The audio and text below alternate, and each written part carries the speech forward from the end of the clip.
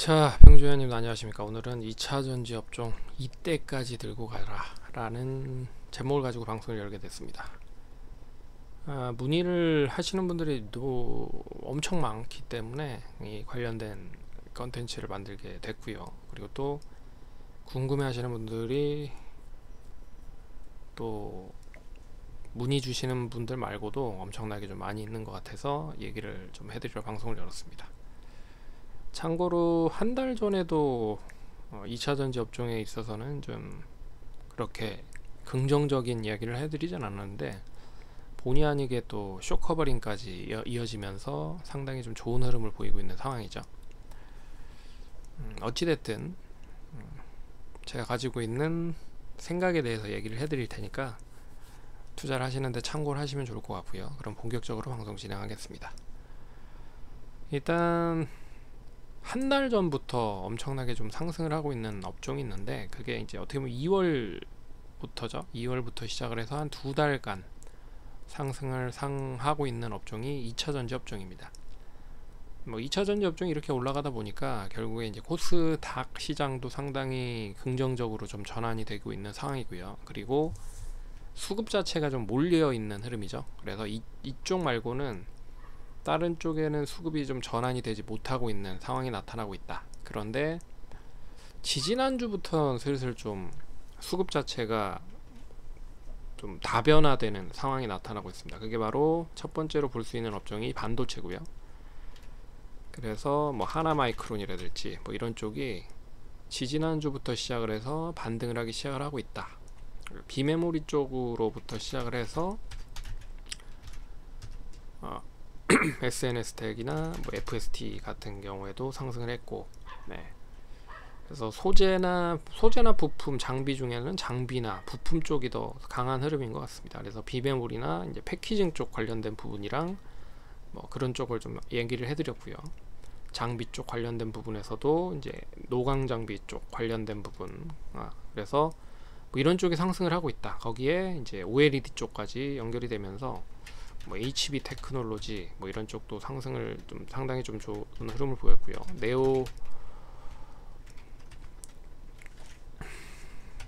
넥 그리고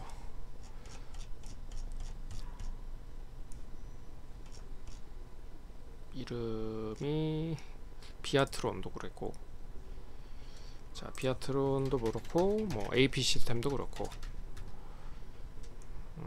그리고 주성 엔지니어링 또 마찬가지였죠. 그래서 전반적으로 뭐 종목들이 뭐 이런 쪽으로 뭐 많이 확산이 되고 있다. 덕산 네오룩스도 그렇고요. 그리고 뭐 호텔신라 쪽도 뭐 나름 좀 좋은 흐름을 보였고, 그리고 게임주들도 나름 좀 지지부진한 흐름을 보이다가 지난주 뭐 금요일 정도, 뭐 수요일 뭐 금요일 정도는 좀 좋은 흐름을 보이는 종목들이 하나둘씩 나오기 시작을 하고 있다. 그래서 그동안에 많이 올라갔었던 종목들이 조금씩 차익 매물이 나오려고 좀 준비를 하고 있는 것 같습니다. 그래서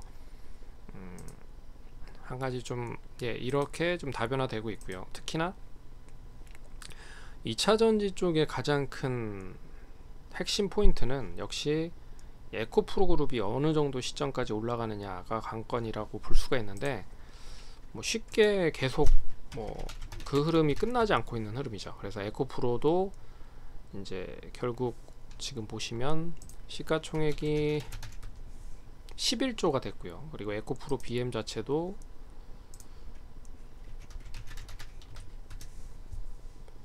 22조가 됐습니다. 그리고 에코프로 HN도 이게 지난번에 뭐 한 두 달 전에 얘기를 해드리기는 이제 그 에코프로 그룹 자체 내에 그 최대주주가 가지고 있는 비율 자체가 그렇게 크지 않기 때문에 그걸 좀 인수하려고 하는 세력도 뭐 본의 아니게 좀 들어온 게 아닌가라는 생각이 들 정도로 최근에 좀 좋은 흐름을 보이고 있고요. 어찌됐든 에코프로 HN도 1조 3천억, 그래서 다 합치면 엄청나게 커졌죠. 그래서 22조에 11조에 33조에 뭐 35조, 40조를 육박하는 시가총액 그룹이 돼버렸다. 그래서 이렇게 움직이다 보니까 코스닥이 결국에는 에코프로로 인해서 좌지우지된 흐름이고, 여기에 뭐 LNF라든지 이런 쪽도 결국에는 이제 코스닥 그룹에서 한 10조 정도 시가총액을 보이고 있는 쪽이다라고 볼 수가 있는 거죠. 꺾이지 않고 계속 움직이고 있다. 그리고 뭐 포스코케미칼은 이제 코스피 200이기 때문에 뭐 제한적인 흐름이고, 반면에 뭐 일진머티리얼즈도 코스피 200, 코스모 신소재 같은 경우에는 역시나 코스피 종목. 반면에 이제 대주전자재료 뭐 1조 5천억 정도 회사고요. 그리고 첨보 같은, 그리고 솔루스 첨단 소재 역시 코스피 종목이고, 뭐 LNF 같은 종목도 뭐 앞에서 얘기해드렸지만 10조 정도. 그래서 대부분의 그 소재 쪽 관련된 종목이 상당히 좋았고, 여기에 이제 리튬 쪽 관련된 종목까지도 움직이는 모습을 보였습니다. 그래서 금양이나 어반리튬, 뭐 미래나노텍 같은 경우에도 미래나노텍이 1조, 어반리튬도 5,400억, 금양도 4조가 넘는 그런 흐름들을 보이고 있습니다. 근데 금양은 코스피입니다. 네. 어찌됐든 뭐 그런 흐름이 이어지고 있다라고 생각을 하시면 될 것 같고, 뭐 나노신소대도 1조 5천억이죠. 어찌됐든 뭐 2차전지 관련된 종목들이 상승을 하고 있는데, 여기에서 좀 우리가 봐야 되는 부분들은 몇 가지를 좀 얘기를 해드리면, 첫 번째는 그겁니다. 이제 거래량이 늘지 않으면서 계속 상승을 하고 있다는 건 이제 보유하고 계신 분들은 긍정적이다. 왜 그러냐면 매물이 나오지 않기 때문이다 라고 볼 수가 있죠. 그래서 거래량이 늘어나면서 어떻게 보면 거래량이 터지면서 하락이 나면 그동안에 가지고 있었던 매물이 한꺼번에 터진다라는 의미로 해석을 할 수가 있거든요. 그래서 뭐 거래량이 가장 이제 선행적인 부분으로 볼 수가 있는 게 거래량이다. 그래서 기술적인 분석을 통해서 가장 지켜봐야 되는 부분이 거래량인데, 거래량이 계속 터지지 않고 상승을 하고 있다. 뭐 이런 흐름인데, 이제 거래량이 터지지 않고 장대 양봉을 만들었는데 거래량이 터지지 않았다. 뭐 이런 흐름이면 이미 다 매집이 되어 있는 상황이다 라고 생각을 할 수가 있습니다. 그렇기 때문에 이제 거래량이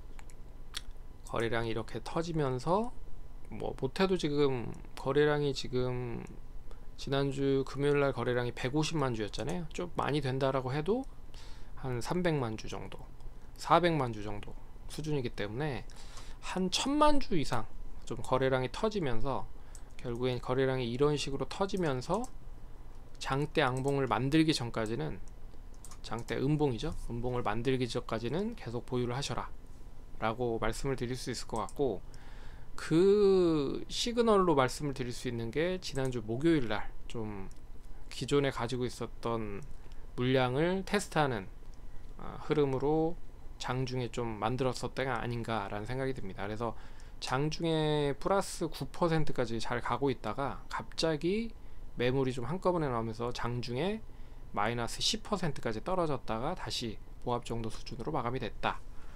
에코프로 BM도 마찬가지 흐름입니다. 그래서 이렇게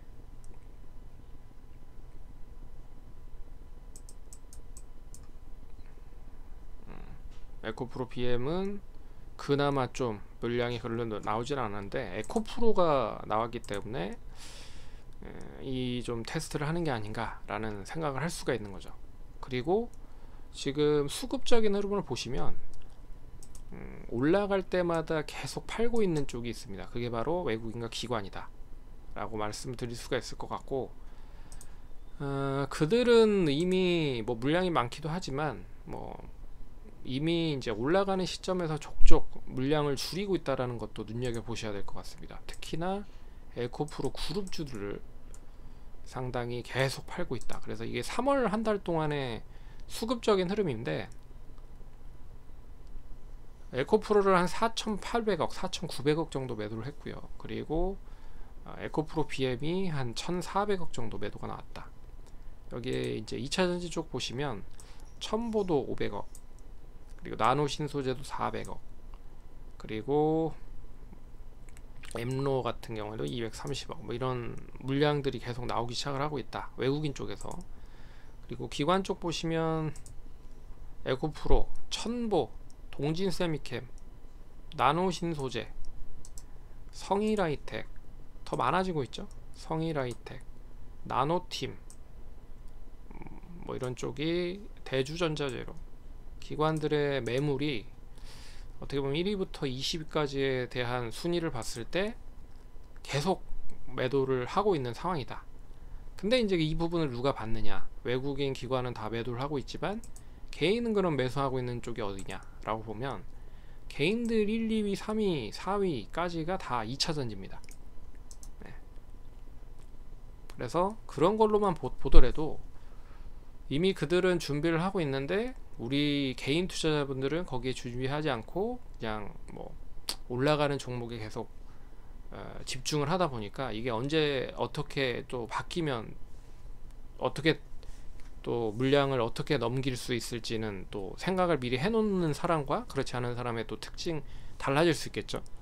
그래서 이런 흐름으로 좀 전개되고 있다라는 건 눈여겨보셔야 될 필요가 있다. 그래서 첫 번째는 거래량이 실리면서 장대 음봉이 나오는 시점까지, 그리고 기관 외국인들은 미리 좀 매도를 하고 있는 상황이다 라고 하는 게 이제 두 번째 포인트고, 세 번째는